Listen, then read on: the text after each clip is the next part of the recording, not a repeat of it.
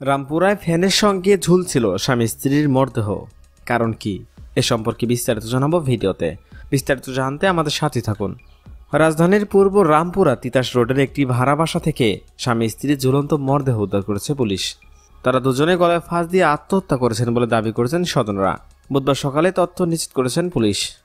এর আগে মঙ্গলবার দিবাগত রাত 3:30টার দিকে পূর্ব রামপুরা তিতাস রোডের একটি টিনশেড ঘর থেকে তাদের মরদেহ উদ্ধার করে পুলিশ।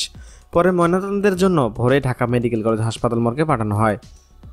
মৃত নাসরিনের বড় ভাই টিটু মিয়া জানান, 8 থেকে 9 মাস ধরে পূর্ব রামপুরায় তিতাস রোডের নোয়াখালী বাড়িতে ভাড়া বাসা নিয়ে থাকছিলেন নাসরিন এবং জুয়েল।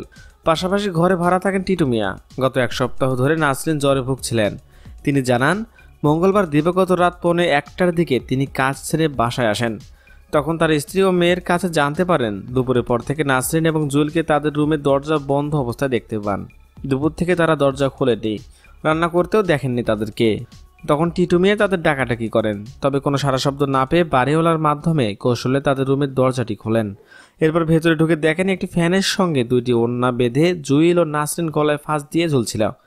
সঙ্গে সঙ্গে তারা থানায় খবর দেন। পরে রাত 3:30টার দিকে থানা পুলিশ ঘটনাস্থলে আসে। এরপর সিআইডির একটি টিম আসে। তারাই ঝুলন্ত অবস্থা থেকে মরদেহ উদ্ধার করে মর্গে পাঠায়।